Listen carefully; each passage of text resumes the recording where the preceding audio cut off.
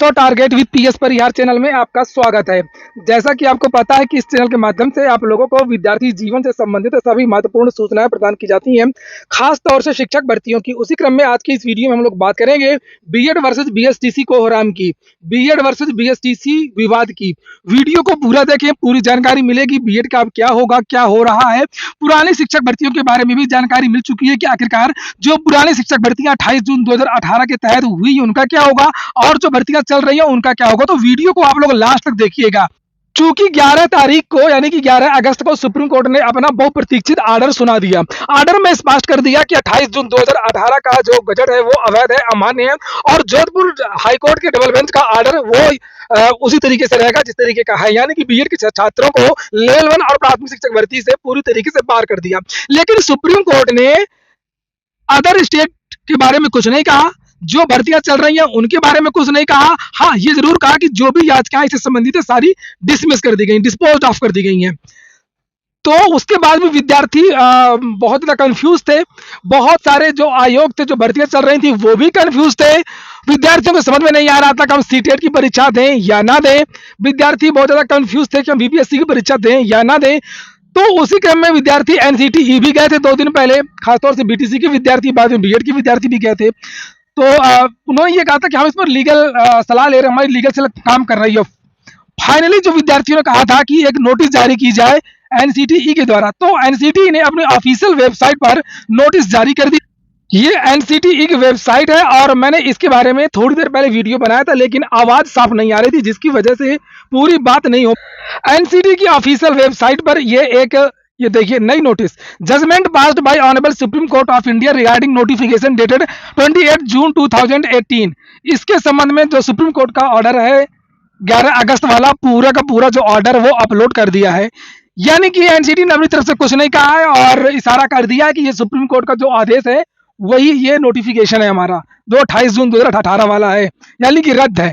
तो नोटिफिकेशन को रद्द मानना ही पड़ेगा। भारत में सुप्रीम कोर्ट से बड़ी कोई भी न्यायपालिका नहीं है और कुछ भी नहीं है। तो आज की स्थिति में अब बीएड वालों के लिए जो रास्ते हैं वो पूरी तरीके से बंद हो गए हैं। लेकिन चूंकि एनसीटीई ने कुछ नहीं कहा है और जो सुप्रीम कोर्ट का ऑर्डर है उसी का आप लोग अपना अपना अर्थ लगाइए, अपने हिसाब से आवेदन करिए, अपने हिसाब से भर्ती करिए। कुल मिलाकर के एनसीटीई भी खेल गया है। लेकिन आज बीपीएससी की तरफ से एक प्रेस कॉन्फ्रेंस की गई है, वहां से बहुत सारी जो चीजें हैं वो निकल करके आएंगी। पहले आप लोग प्रेस कॉन्फ्रेंस को सुनिए और आप सब कुछ समझ जाएंगे कि पुरानी भर्ती का क्या होगा, जो भर्ती वर्तमान में चल रही है उसका क्या होगा। आज इस प्रेस कॉन्फ्रेंस में आप सब लोगों का स्वागत है और आज का जो सबसे महत्वपूर्ण विषय है, आप सब समझ रहे हैं उस चीज को, वो है अध्यापक भर्ती परीक्षा को लेकर। यह परीक्षा 24, 25 और 26 अपने निर्धारित तिथि और कार्यक्रम के अनुसार आयोजित की जाएगी। इसमें किसी को कोई संशय नहीं होना चाहिए। फिलहाल के हिसाब से वो अपने निर्धारित कार्यक्रम के हिसाब से ही वो आयोजित की जाएगी।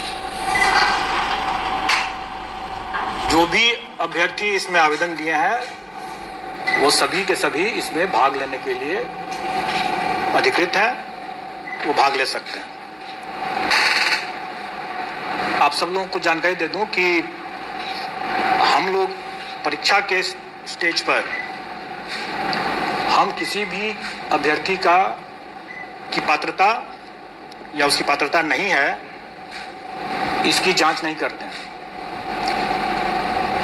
स्व घोषणा आधारित वो जो भी अपना तथ्य आवेदन में दिए हैं हम उसको स्वीकार करते हैं और उसके हिसाब से हम उसे परीक्षा में भाग लेने के लिए अनुमति देते हैं, एडमिट कार्ड इशू करते हैं। और एक बार जब उनको एडमिट कार्ड इशू हो गया तो वो परीक्षा में भाग ले सकते हैं। और डॉक्यूमेंट वेरिफिकेशन का जब स्टेज आता है उस समय हम चेक करते हैं कि वो जो दावा किए हैं कि वो योग्य हैं, पात्र हैं, उसके बारे में उनके डॉक्यूमेंट वेरिफिकेशन के समय में हम चेक करते हैं। अब यहाँ पर आप लोग जरूर पूछेंगे और सब लोगों को ये संशय है कि बीएड वालों के केस में स्पष्ट कुछ होना चाहिए कि स्थिति क्या है। देखिए, आप लोगों ने माननीय सर्वोच्च न्यायालय का जो आदेश देखा होगा उसके पेज 45 में के अंतिम पैरा में स्पष्ट लिखा हुआ है कि राजस्थान गवर्नमेंट ने बीएड अभ्यर्थियों से आवेदन नहीं लिया, उनको रोक दिया आवेदन देने से।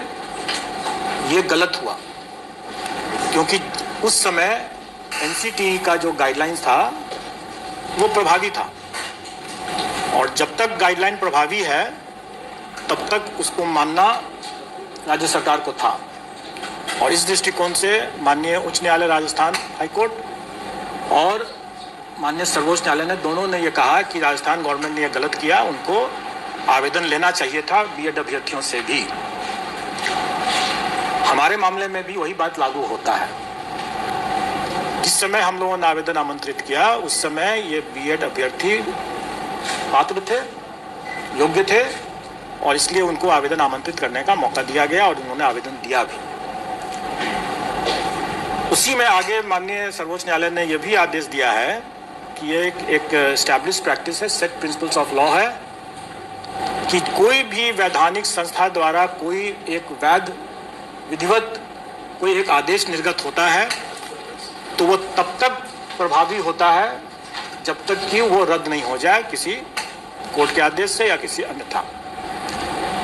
तो इसका मतलब यह हुआ कि 11 तारीख के पहले वो आदेश प्रभावी था एनसीटी का, और उसमें जो भी अधिकार उस सर्कुलर के बेसिस पर जो भी अधिकार लोगों को मिला वो अधिकार सुरक्षित है, वो उसमें कोई रुकावट नहीं है। तो इसका मतलब यह हुआ कि जो लोग नौकरी पा लिए पहले से उनकी नौकरी भी सुरक्षित है, जिन लोगों ने एग्जाम में अपीयर होने का अधिकार प्राप्त कर लिया उनका वो अधिकार भी सुरक्षित है। तो इसका मतलब यह हुआ कि बीएड के अभ्यर्थी जो हैं वो बेशक एग्जाम में अपीयर हो सकते हैं, क्योंकि उनका यह अधिकार सुरक्षित हो चुका है। लेकिन यह अधिकार उनके सिर्फ एग्जाम में अपीयर होने का है जो कि सुरक्षित है, उसके फल पर उनका अधिकार अभी नहीं बना है। परीक्षा फल के अधिकार के बारे में इसमें हमारे विज्ञापन में भी ये अंकित है कि कोई भी निर्णय एनसीटी के परामर्श से जो राज्य सरकार जो निर्णय करेगी वही मान्य होगा, क्योंकि हम लोग एनसीटी से गाइडेड होते हैं। और जैसा कि मैंने पहले बताया कि पेज 45 सुप्रीम कोर्ट के ऑर्डर के लाइट में कि राजस्थान सरकार को भी एनसीटी के आदेश को मानना चाहिए था, क्योंकि वो उस समय प्रभावी था, और हम लोग भी उसी को मानते हैं। और एनसीटी का गाइडलाइन जो भी रहेगा, राज्य सरकार का जो भी उस पर जो निर्णय होगा वही अंतिम निर्णय होगा, वही मान्य होगा, ये सबको मानना है। तो इसके संबंध में जब स्थिति आएगी कि परीक्षा फल के संबंध में कि उनकी पात्रता बनती है कि नहीं बनती है, इसके संबंध में जो भी निर्णय होगा वो उस समय उसके परीक्षा फल को प्रभावित करेगा। अब एक जैसा आप लोगों ने पाया ही होगा कि माननीय सर्वोच्च न्यायालय ने राइट टू एजुकेशन को, ये वाली लाइन देखिए, ये वाली, it is declared unconstitutional by a court of law has been retired. तो और कुल मिलाकर के ये जो विद्यार्थी हैं 11 अगस्त 2018 तक, 11 अगस्त 2023, इसके पहले जो विद्यार्थी पूरे देश में जो चयनित हो चुके हैं वो सेफ हैं। और जो जोधपुर हाईकोर्ट ने जिस दिन आदेश दिया था उस दिन तक राजस्थान के विद्यार्थी, और आगे की भर्तियों के बारे में कुछ कहने की आवश्यकता ही नहीं है, सुप्रीम कोर्ट ने कह ही दिया है। फिलहाल ये हो गया आज का वीडियो आप एक काम का हो तो लाइक अवश्य कर दें, और इसी प्रकार के अपडेट्स प्राप्त करने के लिए चैनल को जरूर सब्सक्राइब कर लें। हाँ, एक बात बता दूं कि जो बीएड के छात्र हैं वो रिव्यू याचिका डालने वाले हैं। एनसीटीई की तरफ से कोई आसार समझ में नहीं आ रहा है कि क्या करने वाली है। 30 दिन के अंदर, चूंकि नियम होता है कि 30 दिन के अगर याचिका डालनी है रिव्यू की तो 30 दिन के अंदर, इसीलिए ये विद्यार्थी 2-4 दिन में या अगले हफ्ते याचिका डाल देंगे, क्योंकि लगभग 10 दिन तो वैसे भी हो रहे हैं। ये हो गया आज का वीडियो। पूरा वीडियो सुनने के लिए बहुत बहुत धन्यवाद।